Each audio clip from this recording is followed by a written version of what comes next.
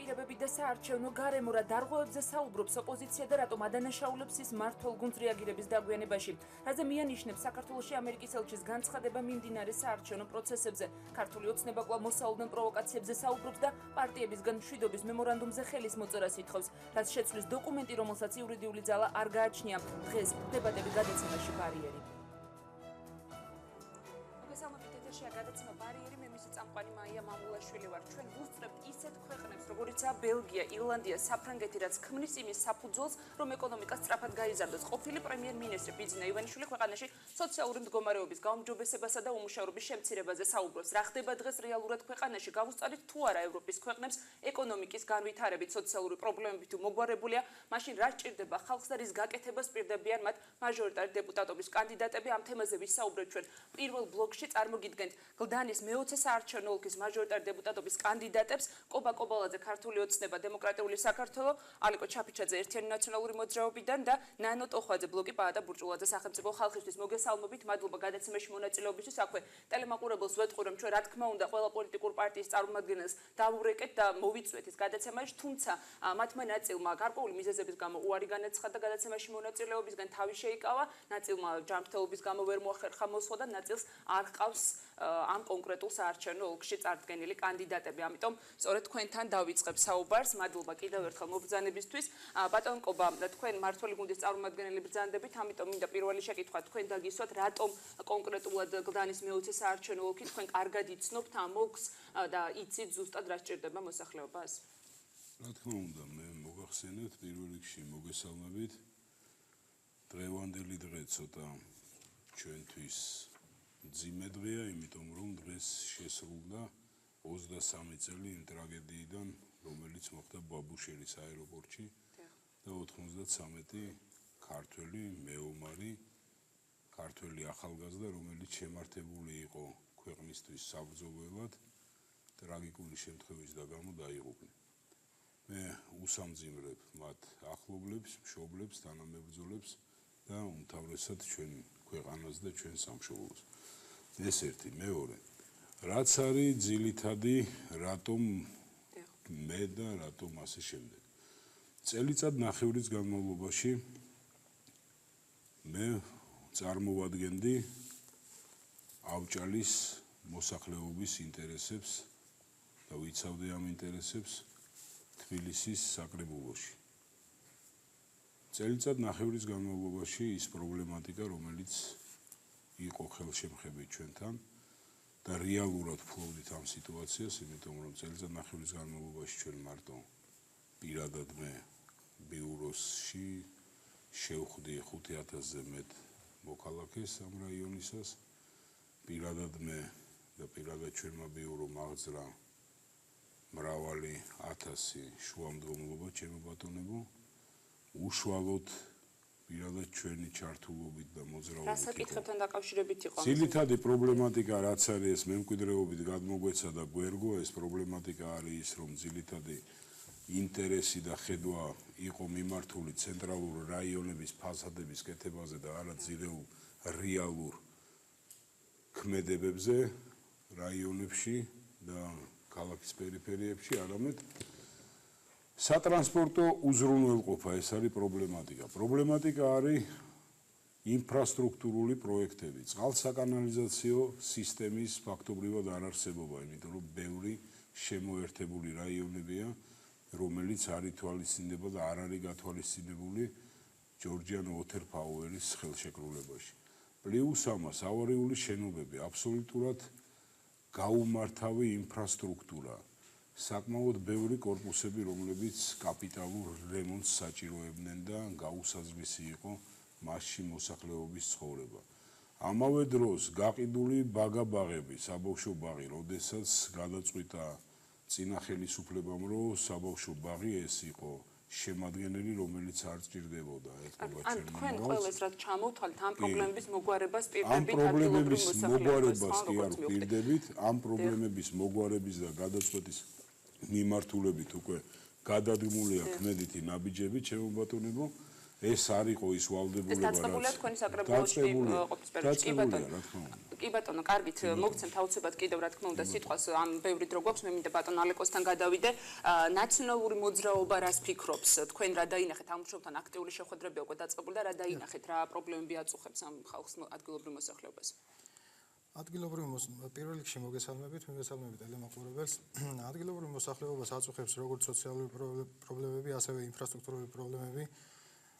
ბატონი კობა როგორც ამბობს, რომ წელიწადნახევარი იყო საკრებულოს წევრი, შემდგომ დატოვა საკრებულო და გადაინაცვლა სხვა სამსახურში და მე მინდა ბატონ კობას ვკითხო ძალიან მარტივად და მე ის პროექტები, რომელზედაც საუბრობდა ბატონი კობა, წამოღებული მაქვს აქ ფოტოსურათებით.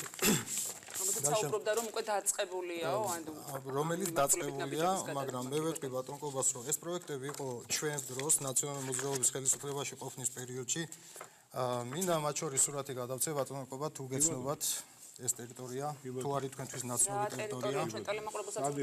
ეს არის ეს არის ლიბანის ქუჩაზე მდებარე სტადიონი, ლიბანის 5-სა და 7 შორის მდებარე სტადიონი, რომელიც იყო ერთ-ერთი დატვირთული სტადიონი ჩვენი ხელისუფლების პერიოდში. ჩვენ დავიწყეთ ამ სტადიონის რეაბილიტაცია. ხედავთ, რომ ბეტონის საფარი დაგებულია. შესაბამისად მოვიდა ქართული ოცნება ხელისუფლებაში და არა მარტო ეს სტადიონი მივიღეთ, მათ შორის ძალიან ბევრი პროექტები გაჩერებული, რომელიც არსებობს. ეს ერთ-ერთი მათგანია.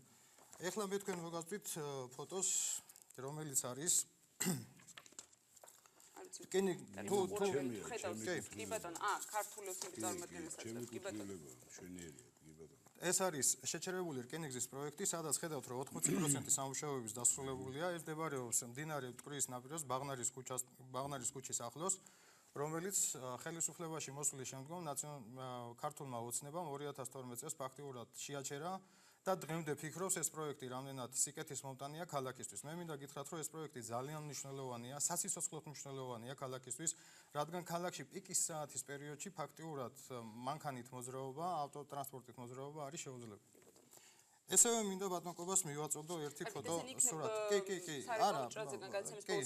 არა, თან მინდა რომ აუხსნათ, რომ რომელი სურათებია. თუ გეცნობათ ბატონ კობა, ეს სად არის, სად მდებარეობს ეს ქუჩა, რომელიც თქვენ გიკავიათ ხელში? გეცნობათ? სად მდებარეობს ეს ქუჩა? არა, ხედავთ, რომ არის ერთ-ერთი უსაფრთხო, ხედავთ, რომ აქ მოძრაობს ძალიან ბევრი ტრანსპორტი, არის ერთ-ერთი უსაფრთხო, ეს ქუჩა მდებარეობს პატარა გდანში. მათ შორის აი ეს ფოტოსურათი.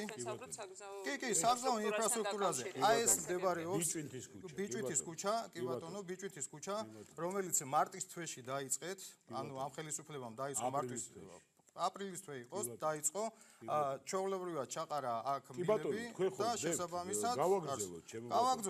ეს მე მგონი გვეკუთვნის, იმიტომ რომ შემდეგ აქ არის ერთ-ერთი კი, არა, ეს არა, ჩვენი ამორჩევლისთვის მნიშვნელოვანია რა.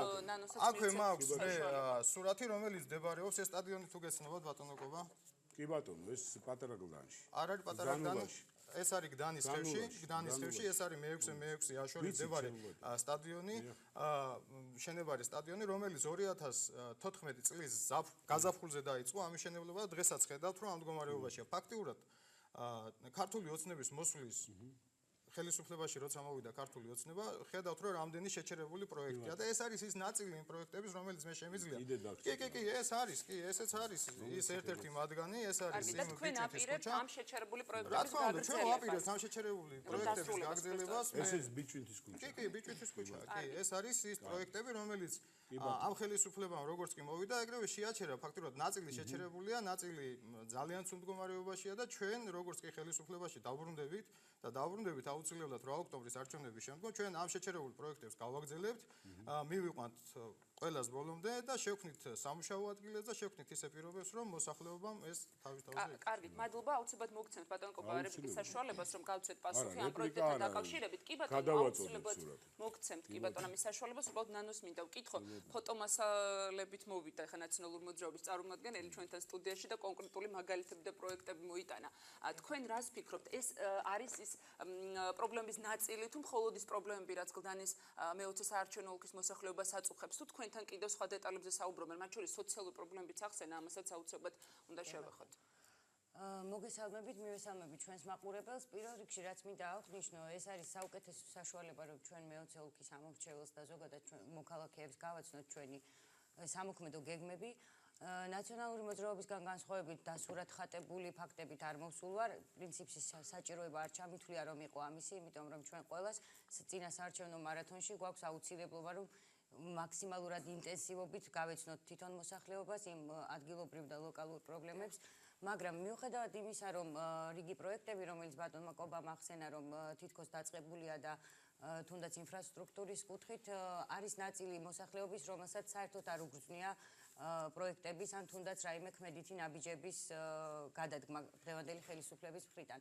ამიტომ მე სურათებისგან თავ შევიკავებ, მაგრამ შემიძლია გულწრფელად გადმოგცეთ ბოლო 5 დღის განმავლობაში ყოველდღიური შეხვედრებიდან სხვადასხვა იმ ქუჩებიდან, რომელზეც ახლა სურათები აქვს ბატონ კობას, იმ მოსახლეობის განწყობა და ზოგადად ვერ მივსჯელებ ჩვენ მეოცე ოლქზე მოკვეთილად დანარჩენი საქართველოსგან. აქ არის ზოგადად ქვეყნის სიდუხჭირე, ის ყოველდღიური პრობლემატიკა და უბედურება, რაც მთელ საქართველოს ჭირს ბოლო 4 წლის განმავლობაში ამ კუთხით, რომ რომელიმე მოსახლეს თავის თავზე ან ოჯახის ბიუჯეტზე რაიმე წინსვლა ეგრძნო, ამისი არც ერთი ფაქტი არ დამდგარა, იმიტომ რომ ათასობით ადამიანთან ჩვენ გვყავს 53,000-ზე მეტი ამორჩეველი მეოცე ოლქში. თითოეულ მოსახლესთან საუბრისას მე ვერ ვადასტურებ ვერც ერთ შემთხვევას და ვერ ვიხსენებ, სადაც მოსახლეობას ქონია იმის თქმის უფლება და საშუალება მიუცია თავისთვის, რომ რაიმე შეცვლილ იყოს უკეთესობისკენ.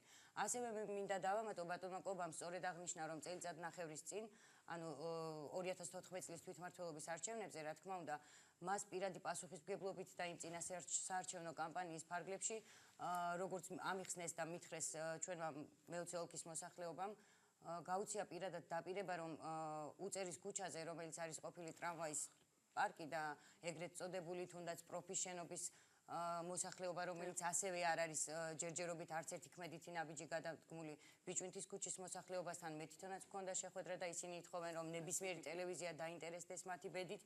ლიბანის ქუჩაზე ასევე არათუ წამოწყებული სამბავშვო მოქმედი მოედანი ან პარკი არ არსებობს. მე არ ვიცი რატომ დაიჩაგრა ავჭალის მოსახლეობა, იმიტომ რომ ახლანდელი ხელისუფლება, თუნდაც წინა ხელისუფლება ამით მაინც აწონებდა მოსახლეობას თავს, რომ რიგი ინფრასტრუქტურული საკითხები თითქოს მოწესრიგებული იყო, თუნდაც მოსახლეობის დროებით დასამშვიდებლად. ავჭალის შემთხვევაში და ლიბანის ქუჩის შემთხვევაში ეს თავის მოწონებაც არ გამოვიდა. ვერ გეტყვით, არ იყო ნება, არ იყო მხოლოდ მე მესმის, რომ ბიუროში ადამიანების მოსმენა არის სამუშაო, მაგრამ ეს არის სამუშაოს ნაწილი. მე ვთვლი, რომ დღევანდელმა ხელისუფლებამ დაკარგა მთავარი, ეს არის ურთიერთობა და კომუნიკაცია ამორჩეველთან. მე ბატონ კობას ალბათ მოგვიანებით მომეცემა საშუალება, ეს იქნება უფრო მეტად რიტორიკული შეკითხვები, იმიტომ რომ მე ისედაც პასუხები ვიცი, მაგრამ რა გარკვეულ თემაზე უნდა გავაკეთოთ. მე როგორც ვატყობ ყველამ ყველაფერი იცის იმ რეალობიდან განსხვავებით, რომელიც არის. კითხვას დაგისვამთ, ერთი პირველ რიგში ალბათ გსურთ, რომ ამ კონკრეტულ ფოტომასალთან დაკავშირებით გააკეთოთ კომენტარი და შემდეგ გავუწევთ ჩვენ ხა პრობლემებზე ვსაუბრობთ, კი ბატონო. ძირითადად მე როგორც მივხვდი, ჩამოთვალით საგზაო ინფრასტრუქტურა, იქ სხვადასხვა სახის ინფრასტრუქტურულ პრობლემებზე ვსაუბრობთ, მაგრამ სოციალურ პრობლემა ახსენა ბატონმა ალეკომ და ამ თემაზე თუნდა დაგისვათ აუცილებლად შეკითხვა და შემდეგ უკვე სხვა სტუმრებსაც მივცეთ საშუალება. მე ანონსშიც აღვნიშნე დღეს ყოფილმა პრემიერ-მინისტრმა მედიასთან, რეგიონულ მედიასთან შეხვედრაზე აღნიშნა, რომ საქართველოს ეკონომიკა მაკროეკონომიკური მაჩვენებლებით უსწრებსო ეკონომიკური განვითარებით უსწრებთო ბელგიას, ირლანდიას, საფრანგეთს, იტალიას იყო ნახსენები და ასე შემდეგ. და რეალურად სოციალურ პრობლემებთან დაკავშირებით საინტერესოა არ არის არანაირი მოთხოვნა, თხოვნა მოსახლეობის მხრიდან, ანუ იდეალური მდგომარეობა გვაქვს რაღაცა ერთი წამი. რაც შეეხება სოციალურ პრობლემატიკას და რაც შეეხება ქვეყნის ორიენტირებას იმაზე, რომ მისი მოსახლეობა არ იყო, მაგრამ მარტო ემოციების გამოხატვის მიზანი, არამედ ჩვენი თითეული მოქალაქე არის რეალურად ღირსი იმის, რომ სახელმწიფო მიზრუნოს მასზე და რეალურად ჩვენ ვისაუბროთ იმ მემკვიდრეობაზე, რომელიც იყო. ახლა როგორც არ უნდა ვისაუბროთ, ყველაზე კრიმინალური იყო სახელმწიფო და 330,000-ზე მეტი პატიმარი იყო ამ ქვეყანაში და პრობაციელები. არა, რატო კარგით? როდესაც ჩვენ საუბრობთ საკმაოდ ღრმა თემებზე, როდესაც ჩვენ საუბრობთ, კი გავიგეთ. ზოგადად ქვეყანაში მინდა აუცილებლად უნდა შევაფასოთ. საყოველთაო ჯანდაცვის სისტემა რა არის თუ არა ორიენტირე სახელმწიფოს თანამონაწილეობის თავის მოქალაქეების ჯანმრთელობის პრევენციის გაუმჯობესებაზე და ჯანმრთელობის პრევენციაზე. ეს ერთი, ამაზე მე გავაგრძელებ. კი ბატონო. რაც შეეხება ჩემო ბატონო, დანისხევში განლაგებულ ამ სტადიონს. აღნიშნული სტადიონი ისევე როგორც სოფელ გლდანში ზევით, ჩემო ბატონო, ინფრასტრუქტურული პროექტი, რომელიც ხორციელდებოდა, ისევე როგორც უწერის ქუჩაზე, ჩემო ბატონო. მაღალი გამტარიანობის მილები რო იყო ჩასაყრელი, ჩემო რომელიც ბატონო. მილებად დარჩა. ხო, მილებად კი არ დარჩა, ჩაიყარა, ჩემო ბატონო, იმის მერე როცა ჩვენ მოვედით, იმიტომ რომ ტენდერში ვინც მოიგო კომპანიამ, იმ ტენდერის თანხობრივი უზრუნველყოფა გააკეთა წინა საარჩევნო პერიოდში. დასრულებულა ეს ქალბატონო თქვენ საიდან. არა, მე ახლა მოვდივარ იმ ქუჩიდან სწორედ და ამაზეა საუბარი, რომ მილები ეხლაც მიწის ზემოთ დებდა, ვერ გეტყვით რამდენად ვირტუალურ სივრცეში არ მგონია რომ იყოს ეს მილები ჩაყრილი და უკვე გზაც გაყვანილი. ჩემო ბატონო, ჩაყრილია მეთქი მილები, ვიზუალურად ჩაყრილი. ალბათ ეფექტისთვის ზემოთაც დატოვეს რამდენიმე ცალი, ანუ ამის კითხვა მინდა ნანო, უბრალოდ. მე და შენ გადაფარვაზე ხო არ ვსაუბრობ? არა, არ ვსაუბრობთ, მე უბრალოდ რაც ნახე ამ ქუჩაში საათის წინ ამას მინდა ერთი წამი ხომ მოგისმინე განცადოთ ბატონყობას, თუმცა დებატების აღნიშნული გავიგე ჩემო ბატონებო, მაგრამ მე ვისმინე, მოусმინე ბოლომდე, არ არის პრობლემა, მე მის აზრსაც მოვისმენ ბოლომდე და მე ჩემსაც დავუბრუნებ. აღნიშნული სტადიონის პროექტი, ჩემო ბატონებო, დასრულება ჩადებულია 2016 წლის ბიუჯეტის ბოლო ნაწილში, როდა წელს უკვე დასრულდა. ანუ ეს ფოტოები ახლა მე როგორც ვხვდი, აქეთ გადმომაქვს ის. უკაცრავად, აქ მე მინდა შევახსენო, აი რასაც მეუბნება ბატონი კობა, მე შემიძლია ხვალ მე მოგაწოდოთ თქვენ ამაზე ინფორმაცია, რომ ამ ქუჩის მოსახლეობა, ამ დასახლების მოსახლეობა მიმართა ადგილობრივ გამგეობას და მათ აქვთ ხელთ წერილი გამგებლის, სადაც მითითებულია, რომ ეს პროექტი აღნიშნულ ბიუჯეტში არ არის გათვალისწინებული. ეს მე შემიძლია ხვალ წერილობით მოგაწოდოთ, სოციალურ ქსელშიც გამოვაქვეყნო და პირადად თქვენს განმოგცეთ. კი ბატონო, ჩემო ბატონო, 2016 წელში აღნიშნული სტადიონი სრულდება. რო იცოდეთ, ჩვენ შევხვდით უკვე მოსახლეობას ერთი კვირის წინ, შესაბამისად ვაჩვენეთ ის განკარგულება და დანიშნულება. ბატონმა ალეკომ აღნიშნა, რომ ჩვენი მმართველობის პერიოდში დაიწყო და გაზაფხულზე 2014 წელს მიჩნდება 2016 წელს რატომ სრულდება ამდენი წელი და ჩემო ბატონებო, მათ დროს დაწყებული ბევრი პროექტი, ისევე როგორც ბევრი სახელმწიფოებრივი ვითომნაბიჯი იყო უფრო ფასადური შემადგენლობის ვიდრე ეს კონკრეტული შემთხვევა. აქ რას ხედავთ ფასადურს, რომ მოვალთაობა ჯანსაღი ცხოვრების წესით მიბეცა საშუალება. მე გეტყვით რასაც ხედავ. მე მგონი ეს ფასადური არის, ეს იყო მე გეტყვით რასაც ხედავ, იგივე ლიბანის ქუჩის სტადიონი რა ფორმითაც დატოვეთ, იმიტომ რომ გაღლეტილი იყო ის ადამიანი, ვინც ამას აშენებდა, ისევე ფორმით არის და იგივე არის სტადიონი ჩადებული და 2016 წელს სრულდება. ეს ვალდებულება ჩვენ არ აგვიღია ერთკვირიან პერიოდში, ჩვენ არ აგვიღია ის, რომ მოვიდოდით თუ არა ყველაფერს გავღებავდით და ფასადურად გავაკეთებდით, უბრალოდ ეს გაითვალისწინა იმ ბიუჯეტის და იმ დადგენილებამ, რომლითაც ჩვენ მუშაობდით და ზუსტად ეს პროექტები, რა თქვენ ბრძანეთ, ჩადებული იყო 2016 წლის ბოლოსთვის. რაც შეეხება ჩემო ბატონო აღნიშნულ ტერიტორიას მტკვარზე, რომელიც მიწის უზრუნველყოფს. ამ მიწის შეტანა ამ ტერიტორიაზე განხორციელდა ზემო ავჭალის მოსახლეობის მთის მოჭრის ხარჯზე და მოსახლეობას უხდება სკოლაში, ჩემო ბატონებო, რეზინის ჩექმებით და იმით ჩამოსულა და დღემდე არის აქტუალური საკითხი, რომ ავარიულ მდგომარეობაში ცხოვრობენ. ესეც რაც შეეხება ჩემო ბატონებო ბიჭვინთის ქუჩა. ბიჭვინთის ქუჩაზე იყო ავარიული მდგომარეობა წყალსაკანალიზაციო სისტემის, ზუსტად ბიუჯეტში გათვლილად და გაწერილად იყო 2016 წლის აპრილში აღნიშნული რემონტი ჩადებული, შეიცვალა მილები ჩემო ბატონებო, მაგრამ მოხდა კომპანიასთან შეუთანხმებლობა ადგილობრივ მოსახლეობასთან, იმიტომ რომ უნდა დამრიცხველიანობა მომხდარიყო ამის. იმ ვალდებულებებზე კომპანიამ ააგროვა თავისი ის და მიატოვა სამუშაო ზუსტად 3 დღის წინ, ზუსტად 1 კვირის წინ აღნიშნული კომპანიის წარმომადგენლებთან ერთად რეალურად სამართლებრივი კუთხით ჩვენ ვისაუბრეთ იმაზე, რომ არც ერთ კომპანიას არ აქვს უფლება, ჩემო ბატონებო, მით უმეტეს აგერ სურათებზე ჩანს, რომ დაერთება პრობლემას არქმნის და უნდა აღდგეს ეს და აღდგება. ესეც თქვენი ამ მომრჩევლისთვის იყოს უფრო გასაგები თქვენი დაპირებებით და ამიტომ მინდა რომ იგივე ავარიული სიტუაცია, ჩემო ბატონებო, რომ სარემონტო სამუშაოების მიმდინარეობა არ ნიშნავს იმას, რომ მარტო სურათი გადაუღოთ, როგორც ხედავთ აქ სარეზერვო ზონალი რამდენი ხანია ეგ ბატონობა ეს ფოტო გადაღებული, შეგიძლიათ რომ გითხრათ ეს ფოტო არის გადაღებული დაახლოებით 10 10 დღის წინ დაახლოებით 10 დღის წინ ეს ფოტო და ამ უბნის დასახლებას 5 დღე წყალი არ მიეწოდებოდა პატარა გზანი ჯანჯღავა მარტო ამ უბნის დასახლებას მარტო ამ უბნის დასახლებას არა ჩემო ბატონო მარტო ამ უბნის დასახლებას არა მთლიანად 1200-იანი მილი იყო გახეთქილი სოფელ გლდანში და ერთხელ არ შეწუხებულ ხართ იმისთვის რომ გაკეთებული და წყლით უზრუნველყოფა მოუხდა ქვედა გლდანს იგივე ყოლა გლდანი თქვენ რომელ მილზეც საუბრობთ ჟინვალიდან რომ მოდის იგივე რომელიც ისაუბრეთ უწერის ქუჩაზე გამავალი მილი მაღალი გამავლობის მილი ეს მილები 2014 წელს დაიდო ხელშეკრულებები დაიდო პროექტები და რომელიც დაიწყო და იმ ფაზაში იყო მისული უბრალოდ ამას ვერ შეაჩერებდით და მიტო ვერ შეაჩერეთ. დანარჩენი რისის შეჩერება ვერ შეაჩერებდით ფიზიკურად, იმიტომ რომ შედიოდა ერთი წუთით. არა, შვიდად მოგმართავთ ამ ვაკს. რისთვის ჭირდება ხელისუფლებას, რატომ უნდა შეეჩერებინა ეს პროექტები? გაქვთ ამაზე პასუხი? არა, რისთვის ჭირდება მართო უგუნს, რომ ეს ყველა პროექტი თუ კი ის ყველაფერი იყო გათვლილი მიზანმიმართულად დაწყებული, თანხებით გამოყოფილი, რომელიც იყო მიმართული საარჩევნო კომპანიის უზრუნველყოფისთვის და ასე შემდეგ. ამაზე მარტივად გიპასუხებთ, რომ ამ ხელისუფლებას არ აღმოაჩნდა იმის კომპეტენცია, იმის ცოდნა, რომ ეს პროექტები მieყვანა ბოლომდე და მათ შორის თუ გინდა კიდევ ერთხელ ხელისუფლებას აქვს კომპეტენცია თუ კომპანიას, რომელიც ტენდერს იღებს. არა, ხელისუფლებას, რომელმაც ძალიან მარტივად კომპანია ვალდებული, რომ აღნიშნული ვალდებულება, მაგრამ ხელისუფლება დებს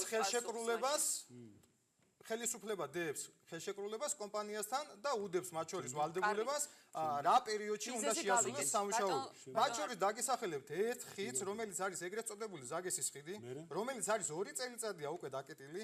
მათ შორის კი 2 წელიწადი არის ნოემბრის დასაწყისში გეტყვით მე თქვენ ვადები ნოემბრის დასაწყისში იხსნება. იგივე პრობლემა იყო ხიდთან დაკავშირებით. გიპასუხებთ ქალაქის მერი გამობძანდა და როცა ეს ხიდი დაკეტა თქვა რომ 2016 წლის იანვარში აქ სამუშაოები დასრულდებოდა. მე მგონი ჩვენ დროსთან მიმართებაში არ გვაქვს, იმიტომ რომ დღეს 2016 წლის სექტემბრის ბოლოა და არა 2016 წლის იანვრის დასაწყისი. ეს ხიდიც დღესაც დაკეტილია, ანუ 2 წელიწადი ანდომებთ, როცა ამ კომპანიაზე თანხა გადარიცხეთ, თანხა გადარიცხეთ, შესაბამისი კომპანიებმა ვერ შეასრულეს. არა, ბატონობა, დავშვიდი და გიხსნით და მათ შორის იმ ნელებზე გესაუბრები, ვინც არ ასრულებს მას შესაბამისად ეკისრება საპირ გამწეხლო გადასახად და ეს არის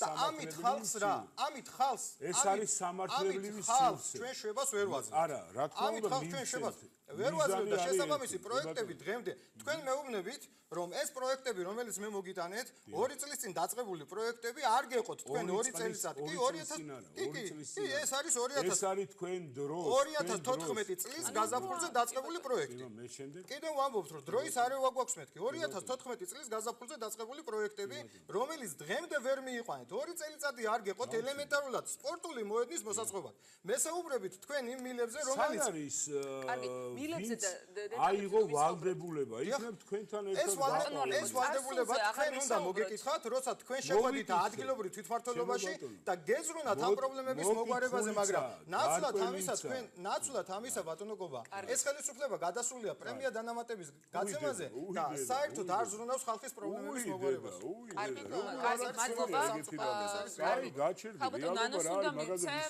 სიტყვა თქვენ როგორ ფიქრობთ, ერთგვარი გარეშე, ანუ გარეთვალით უყურებთ ახლა ამ ყველაფერს ორი მოთამაშის ურთიერთბრალდებებს და მე არ გვაუბრალებ არაფერს, უბრალოდ თქვენ როგორ აფასებთ ამ მართლობის უპასუხისმგებლო პერიოდის გამსწორებლები ვარ ჩვენ და არ გვაქვს ეს ჯადოსნური ამას ხალხი განსაჯავს 8 ოქტომბერს და 8 ოქტომბერს შეიძლება როგორ ფიქრობთ ამ ყველაფერს ჯერ მე კითხვა გამოვიყენებ თქვენი მებართვით ბატონებო არ გამოვიდეს რომ ხალბატონო, გარდა შეფასებისა, მე მინდა უცებად კითხოთ სოციალურ პრობლემებთან დაკავშირებითაც. მე ამასთან დაკავშირებით დავსვი შეკითხვა, წეღანოს თქვი რომ ანონსშიც მივუთით ეს, ისეთი შთაბეჭდილება დამრჩა დღეს, როდესაც ვუსმენდი რეგიონულ მედიასთან ყოფილი პრემიერ-მინისტრის შეხვედრას, რომ ქვეყანაში უმუშევრობათ მკვეთრად შემცირდა სოციალური პრობლემები არის ამ თემებთან დაკავშირებით. ეს ყველაფერი ძალიან კარგია, საგზაო ინფრასტრუქტურა, ზოგადად ინფრასტრუქტურული პრობლემების მოგვარება, მაგრამ სოციალურ საკითხებზე არ გესაუბრებიან, არ აწუხებს ეს ხალხს? ძალიან კარგი შეკითხვაა თქვენი მხრიდან და ზუსტად დღევანდელი დებატები და თქვენი გადაცემა აღმოჩნდა სარკე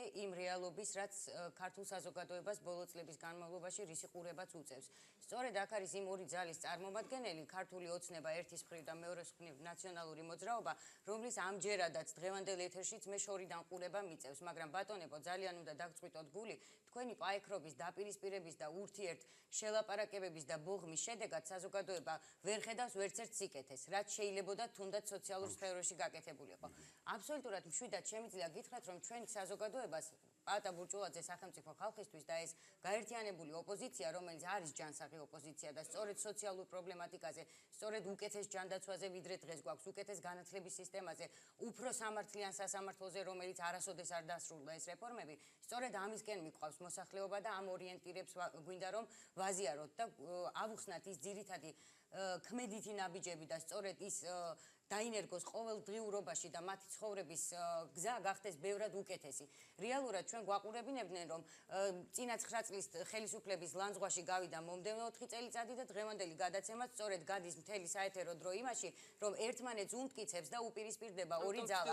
ჩვენ ვამბობთ, რომ ეს არის წარსული და პაატა ბურჭულაძის თქვენ რომ ამ კონკრეტულ ოლქში გაიმარჯვოთ. კი ბატონო, ერთი წამით დავასრულებ ჩემს ფრაზას თუ შეიძლება. ეს არის ნამდვილად წარსული, ეს არის არჩევანი წარსულზე და არა სამომავლო გეგმები ქართული საზოგადოებისთვის.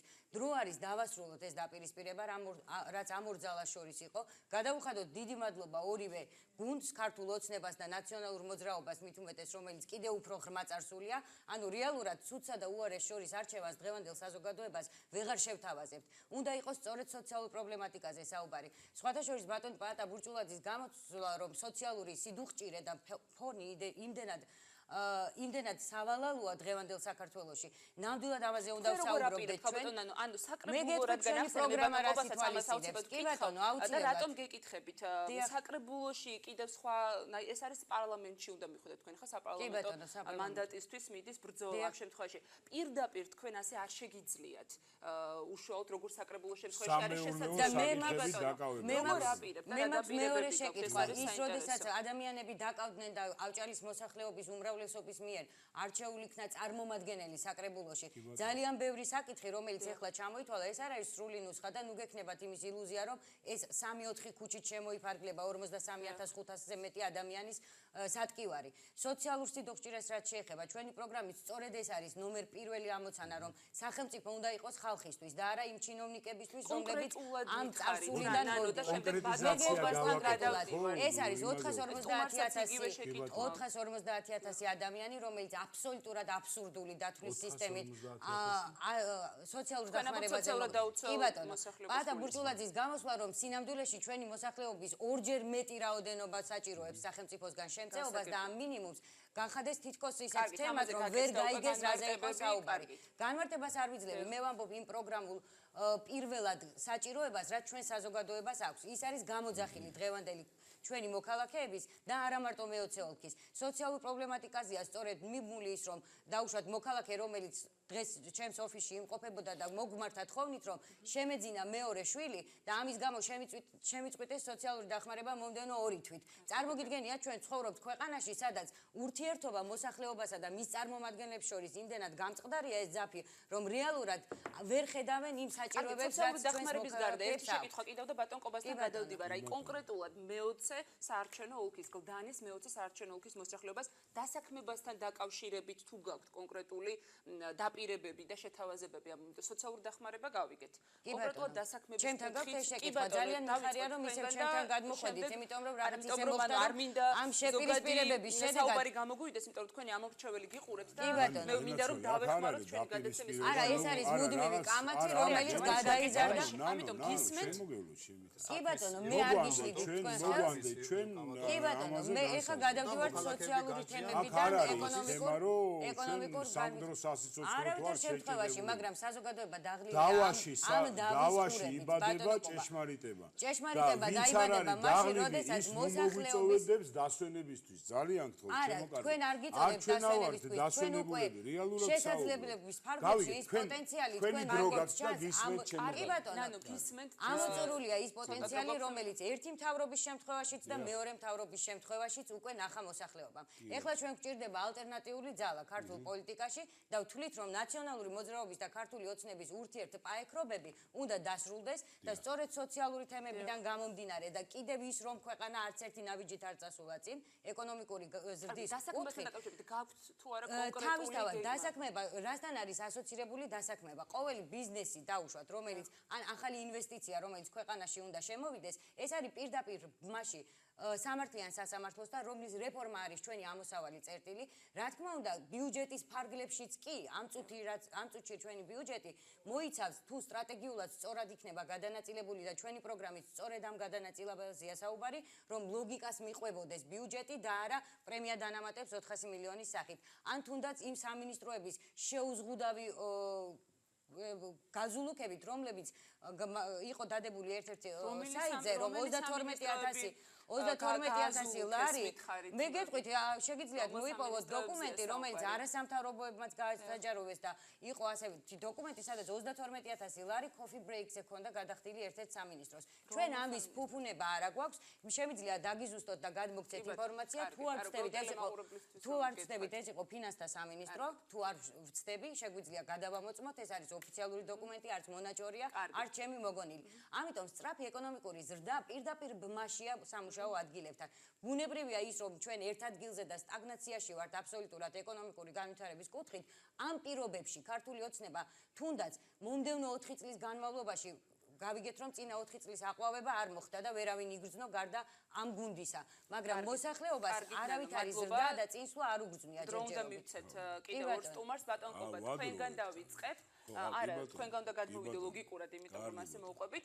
დასაქმება რადგან ვახსენე, მე მინდა ამას ხას იმიტომ უსვამ, თქვენი ამორჩეველი გიყურებთ და ჩვენ უნდა დავეხმაროთ მათ სწორი არჩევანის გაკეთებაში. დასაქმება მიუხედავად იმისა, რომ დღეს კიდევ ერთხელ უნდა ვახსენო, ყოფილი პრემიერ-მინისტრი ამბობდა, რომ ეს პრობლემა მეტნაკლებად მოგვარებულია და ძალიან პოზიტიური გამოსვლა იყო. მე მაინც ვფიქრობ და პრინციპში ამას მხოლოდ ოფიციალური სტატისტიკა არ ადასტურებს, რომ რეალურად ერთ-ერთ პრობლემად კვლავაც საქართველოში შეება დასაქმება. კონკრეტულად თქვენ საარჩევნო ოლქში ამასთან დაკავშირებით თუ არის თხოვნა მოსახლეობის მხრიდან და თქვენ თუ გაქვთ კონკრეტული გეგმა, როგორ აპირებთ ამ ადამიანების დასაქმებას, მხოლოდ სოციალურ დახმარებაზე რომ არ ვისაუბროთ. საკმაოდ კარგი შენიშვნა გააკეთეთ თქვენ, იმიტომ რომ თბილისის მუნიციპალიტეტი ეს არის ორგანო, რომელიც ძირითადად სამეურნეო საკითხებით ხელმძღვანელობს. პარლამენტი ეს არის ორგანო, რომელიც საკანონმდებლო ბაზების უზრუნველყოფით გავდება.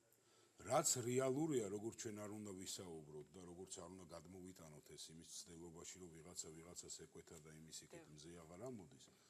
აბსურდია ამ საკითხზე საუბარი, იმიტომ რომ ის მემკვიდრეობა 2012 წელს, რომელიც თავის დროზე გადმოიბარა ქართულმა ოცნებამ მოსახლეობის და საქართველოს მოსახლეობის გადაწყვეტილებით, ეს იყო ზუსტად ამონაფრქვევი იმ გაუძლისი მდგომარეობისა, პირობებისა, იმ ისტერიკული საგარეო და საშინაო პოლიტიკისა, რომელმაც გამოიწვია რეალურად ის კრახი, რაც იყო ქვეყანაში. კარგი, დღესაც არ გვაქვს ეკონომიკური სტაგნაცია თქვენმა ოპონენტებმა. არა, გავიგეთ, ჩვენ ოპონენტებს აქვს თავისი აზრის გამოხატვის რეალური უფლება და საშუალება, მაგაზე არ არის საუბარი. როდესაც ჩვენ ვსაუბრობთ იმაზე, რომ სოციალური მიმართულებით ქვეყნისთვის სულ ერთია მისი მოქალაქეების ყოფნა არ ყოფნა, მაგრამ ამავე დროს ვერავინ ვერ დაობს იმაზე, რომ და ვერ უარყოფს იმას, რომ არის საყოველთაო ჯანდაცვის პროგრამა, რომლითაც სახელმწიფო წილობრივად არის უკვე თითოეულ თავის მოქალაქესთან. როდესაც სახელმწიფომ რეალურად გადადგა ის ნაბიჯი და არის სახელმწიფოს პოზიცია ის, რომ 10,000 ადამიანი განიკურნა C ჰეპატიტისგან და სხვა კიდევ იკურნება ამით. როდესაც სახელმწიფომ გადადგა პრინციპში ნაბიჯი იმის, რომ შეკრებითობა გააუქმა, იმიტომ რომ ნებისმიერ ეხლა რა იქნება ამაზე გავიგეთ. არა, უბრალოდ როგორი რამეა, იცით, როდესაც ჩვენ საუბრობთ, არ ვსაუბრობთ, 500,000 მოსწავლე იღებს უფასო სახელმძღვანელოებს, მაგაზეც რო აღარ ვისაუბროთ. 10,000-მდე სტუდენტი სწავლობს უფასო ფაკულტეტებზე, რომელიც ეხლა ხო არის რეალურად ეს. ჩვენ იყო საკმაოდ კარგი და ძლიერი პროგრამის პრეზენტაცია იმ მომავალზე ორიენტირებული, რომელთაც ქვეყანა უნდა განვითარდეს და ეკონომიკურად მზარდი გამოხდეს. არ არსებობს ის, რომ მე ეს მინდა და მორჩეს ეს და ეს გაკეთდეს. რეალურად ჩვენ უნდა ვიყოთ ორგანიზებულად ფოკუსირებული ჩვენი ქვეყნის სახელმწიფოებრივი ინტერესის გატარებაზე და ეს ინტერესი არ გამოიხატება ნახდათ იმაში, რომ ასა თუ ის საწარმო ლარად იყოს გასხვისებული მთელ ქვეყანაში. პირიქით, ჩვენ რეალურად დღევანდელ დღეს იმ პროგრამაში, როგორც საერთო საგანმანათლებლო სისტემა არის გაწერილი სწორად და პირდაპირ განხრით, როდესაც ჩვენ გავაუქმეთ მთელი სამეცნიერო ის ბაზა, რომელიც საქართველოში იყო და ჩვენი ინტელექტუალური პოტენციალით სარგებლობს სხვა ქვეყნის შემადგენელი, ჩემო ბატონო, პლუს ამას, როდესაც ქვეყანაში ყოველწლიურად 200,000 გავიგე, როდესაც ქვეყანაში 200,000 გექტარი დამატებით მიწა იხნება და ითესება. როდესაც ჩვენ საუბრობთ, რომ მთელი ქვეყნის რეგიონალური მასშტაბით ძალიან გიხოთ რეკლამის დრო, მოდის და ანუ არ მინდა რომ ისე დაგემშვიდობოთ, რომ თქვენ მამომრჩევლმა თქვენგან ვერ მიიღოს პასუხი. თქვენ ახლა რასაპირებთ გამარჯვების შემთხვევაში? გამარჯვების გაკეთდა, გამარჯვების შემთხვევაში მე რა თქმა უნდა ვარ შემადგენელი ნაწილი იმ გუნდის, რომელიც მასშტაბურად მთელი საქართველოს მასშტაბით საუბრობს იმაზე, რომ იქნება ინფრასტრუქტურული პროექტები, რომ იქნება 4 სეზონისთვის მზად ჩვენი ოაზისი და რეალურად მიმართულება, რომ გაკეთდება ინტელექტუალური ჩვენი ოპონენტები საუბრობდნენ ქუთაისიდან გამოვა პარლამენტი და დაიღუპება ქუთაისი. რეალურად ჩვენ დღეს საუბრობთ, რომ 60,000-იანი სტუდენტების ქალაქი გაკეთდება იქ და რეალურად არა მარტო ეს ხო არის ინტელექტუალური პოტენციალის ზრდა, ეს არის მომსახურე პერსონალის ზრდა, ეს არის ჩემო ბატონო ინტელექტუალური იმ რესურსის თავმოყრა და რაც მთავარია ქალაქების განმუხტვა, იმიტომ რომ რაიონებიდან დღეს ლუკმაპურის საშუალად კაცი მოდის დედაქალაქში და ვინ შექმნა ეს სიტუაცია, ჩემო ბატონო? ვინ დაადო სხვა იქიდან? ვინ შექმნა? თლიანი ხავ კიდევ საუბრობთ იმაზე. აწმყოშობილი წარსულისგან მშობელი არს მომავალი. ჩვენ რა თქმა უნდა 2012 წელს გადმოვიბარეთ ჩვენ ქვეყანას, რომელსაც ჰქონდა ისტერიული საგარეო პოლიტიკა, დაშორიშორება და ნულევანი ტოლერანტობა ჩვენი მოგონილი ხო? კარგი, ძალიან დიდი მადლობა. მე გადავდივარ. ილიას და აკაკის ქვეყანაში და ვაჟას ბატონ ალეკოსთან გადავდივარ, ძალიან ცოტა დრო გრჩება, ამიტომ ბოლოს ამას ჩამონათვალს დავიტოვებ, ვაძლევ ბატონ კობას ბოლოს სიტყვას იმისთვის, რომ ამომრჩეველს უთხრას, ძალიან გთხოვთ უკაცრავად ბატონ ალეკოს, ამომრჩეველს უთხრათ კონკრეტულად თქვენ ამ კონკრეტულ ოლქში რას აპირებთ? ანუ ზოგად პროგრამაზე არ ვისაუბრთ, ხა ჩვენ პროგრამების მათ შორის სოციალურ-ეკონომიკური მიმართულება ჩვენ მიმოვიხილეთ ბარიერის ერთ-ერთ გადაცემაში და რა თქმა უნდა ეს თემატური დებატები კიდევ გვექნება. ამ კონკრეტულ ოლქში თქვენი გამარჯვების შემთხვევაში რას თავაზობს და რას პირდებით ამომრჩეველს? გიპასუხებთ, მაგრამ სანამ ამ კითხვაზე პასუხს გაცემთ, მანამდე არ შემიძლია ბატონ კობას ძალიან მოკლედ, იმიტომ რომ უნდა დავასრულოთ და მომიწევს რომ უბრალოდ ერთი რაღაც რომ ბატონ ნიკობა აღნიშნავს, რომ მძიმე მემკვიდრეობა. მე ბატონ კობას შევახსენებ და მაყურებელსაც შევახსენებ, რა ჩაიბარა ნაციონალურმა მოძრაობამ, საქართველოს ბიუჯეტი რამდენი იყო და რა დაუტოვა ნაციონალურმა მოძრაობამ ქართულ ოცნებას 9 მილიარდიანი ბიუჯეტი 9 მილიარდიანი ბიუჯეტი აუცილებლად მე ვუვასებ რის ხარჯზე რა შეეხება დასაქმების პროგრამას ჩვენ ნაციონალურ მოძრაობას ჩადებული გვაქვს საარჩევნო პროგრამაში და საარჩევნო დაპირებაში მათ შორის პირველსავე წელს 45,000 სამუშაო ადგილი. რატომ ჩავდეთ 45,000 სამუშაო ადგილი ან არ ჩავდეთ 40 ან 50?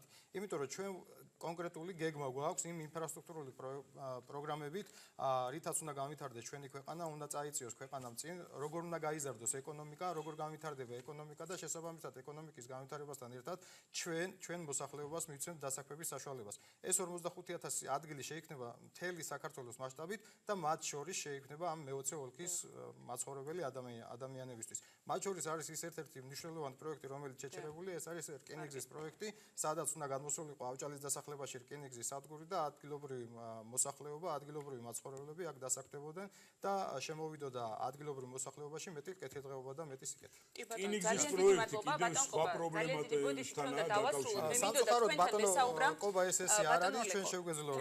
უნდა დაგემშვიდობოთ. რკინიგზის პროექტზე სასაუბრო ჩვენ არ გვეყოფა ეს გადაცემა ჩვენ შეგვიძლია. რეკლამის შემდეგ სტუმრებთან ერთად ჩვენ წინ გველოდება მცირე სარეკლამო ჭრა და დავბრუნდებით პირდაპირ ეთერში რამდენიმე წუთში დროებით.